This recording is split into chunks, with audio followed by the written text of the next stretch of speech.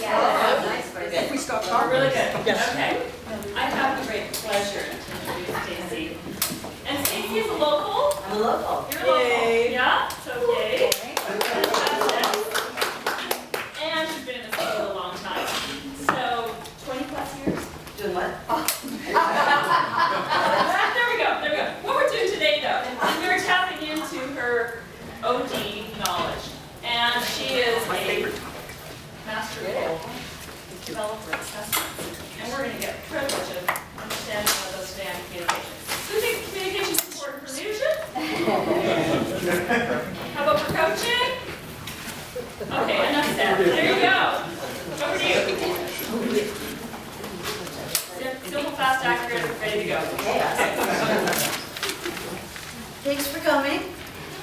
I'm Dr. Stacy Starkka. I'm an industrial organizational psychologist, for those of you who might don't know. And I'm going to introduce you to something today called communication coding. It's a very simple, fast, accurate model and methodology. And I'm not going to say any more about it right now until I show you a little bit of it, and we're going to play a game. Okay?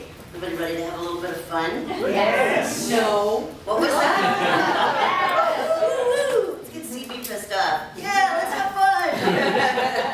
Okay, we'll not do that.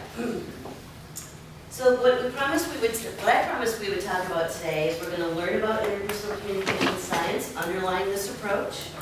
We're going to explore the ways it can be integrated into coaching and improve clients' interpersonal communication effectiveness. We're going to review some pilot studies where we've used this methodology as the foundation for leadership effectiveness and organizational change.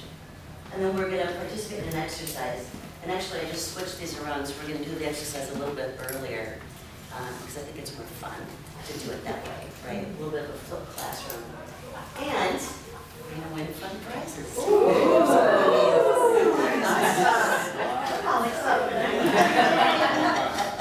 My high technology. Okay, so I'm just going to kick it off. When you heard me say communication coding, did you think I was talking about computers, or you're like, what the heck does that mean? So I can just start by telling you we've been coding for centuries, right? Empedocles, Hippocrates, the 4 elements, the 4 temperaments, the four. There's always been 4. Does anybody know why there's always been 4? Easy to remember. 4 bottles What was that, of Susan? 2 axes. I mean, it was a question. Does anybody know why there's always been 4? Thank you. I've always wanted to know. It's been a long time trying to figure that out.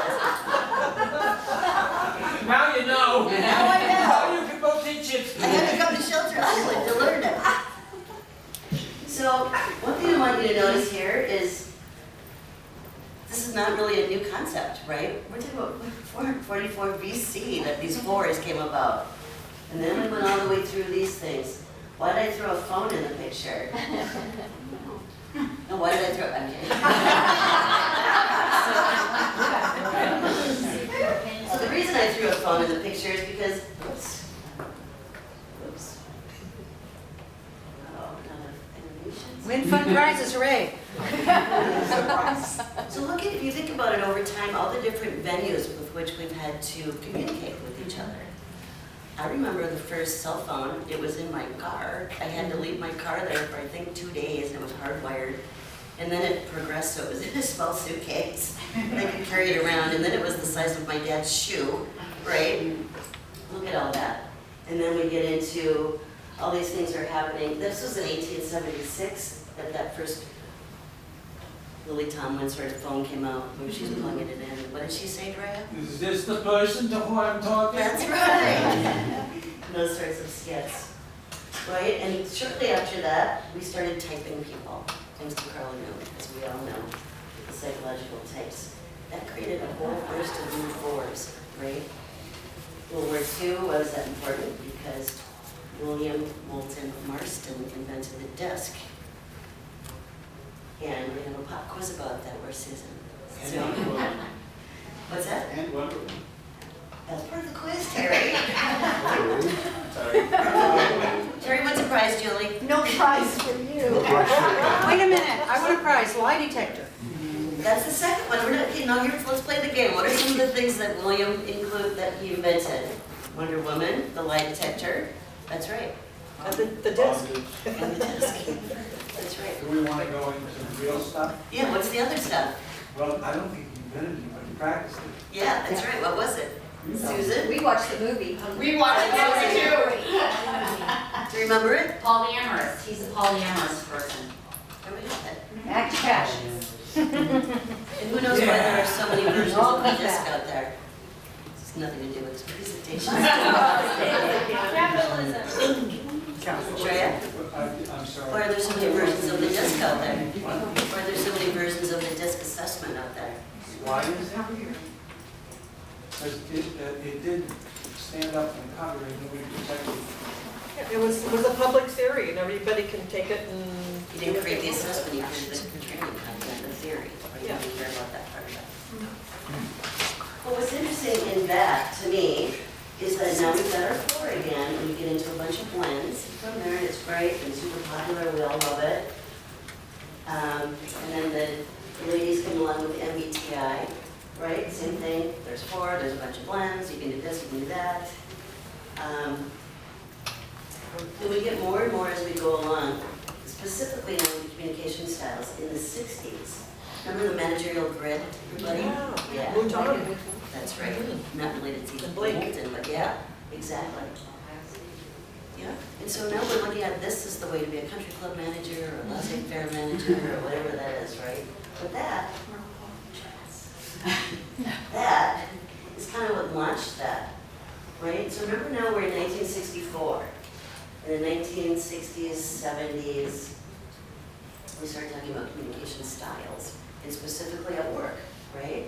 Look what's changing. What do you notice about this picture, which I'm sorry is very small, but you get what I'm talking about here. All white man person, Yeah. no computer. Nothing against white men, but these are all white men in the 50s in suits, and if you had a bigger picture, you'd see there's a cigarette ashtray. So when we came up with these things in our thinking about how we communicate at work, it was white men smoking cigarettes, wearing suits, thinking about how to communicate with other white men at work. It's nothing like today at work. So my proposition is that I think that with the additional venues for communication, we have expanded the way that we communicate. We have many other options, and we dabble over here, or we don't, or we do this, or we don't. It's not just like, I'm going to drive my, whatever those old cars were, to work and park in my spot and wear my suit and sit in my office and have my female secretary get me a cup of coffee and a cigarette, right? It's not like that anymore. So we've adapted as we do over time, is my point with this whole thing about coding. So it's not new. What we're doing with this is new in the sense that we've simplified it extremely. And I'll tell you more about its application.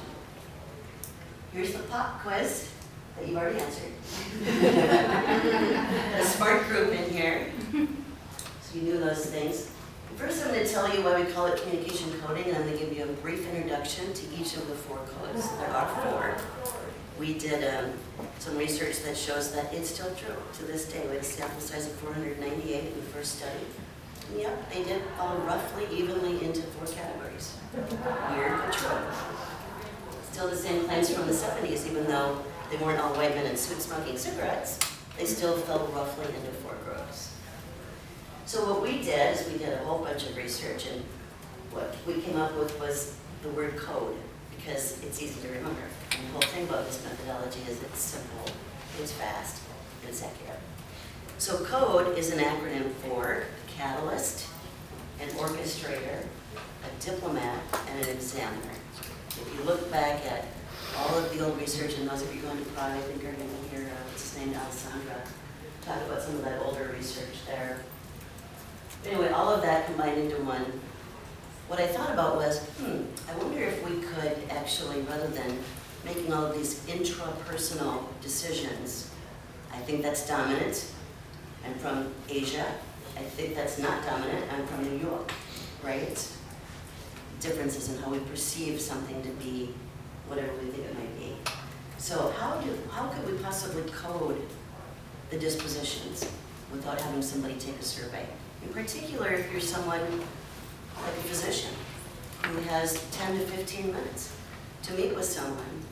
And you can't say, would you mind taking this little survey before I meet with you? Because, you could, but you could actually incorporate that in your onboarding, actually. But another way to do it is this, is a really quick way to look at someone's observable, measurable communication behaviors, and then map them to a disposition. So, let me tell you a little bit more about that. So our catalysts, Joyce, would you mind standing up and just saying a brief word about catalysts? Well, first of all, I am one. And what you'll find about people like myself is that I talk a lot. I love to talk, and excuse me, I'm standing in front of people. And I'll also use my hands a lot. I'm usually smiling or laughing unless I'm really having a rough time. So I sound nearly perfect, don't I? That's another behavioral trait you'll see. I talk a lot about myself. And it's not that I am self-centered, it's just that I like a lot of acknowledgement. So if I'm working for you, you need to remember to give me a lot of this. Thank you. And I like that too. More. So you're going to find that catalysts are enthusiastic. They use a lot of paraverbal skills. We look at this in our workshops from verbal, paraverbal, nonverbal, and a bunch of other things. Talkative, smile a lot, they're outgoing, they establish trusting relationships. Well, that's a challenge over there. So you can do that. Can you do it? Yeah. 1, 2, 3.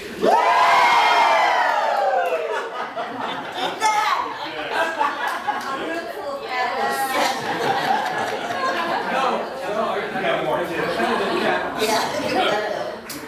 They love to learn, they're collaborators, they're skilled long-term planners, they're persistent, they're visionaries, they're open. I realize I think I just duplicated a slide, so that's okay. That's an overview of the catalyst.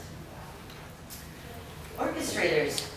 Can you give us a little, Julie, 30-second spiel on the orchestrator? Hi, everyone. I'm Julie, and we like it quick and precise. And other than that, I don't want to talk to you.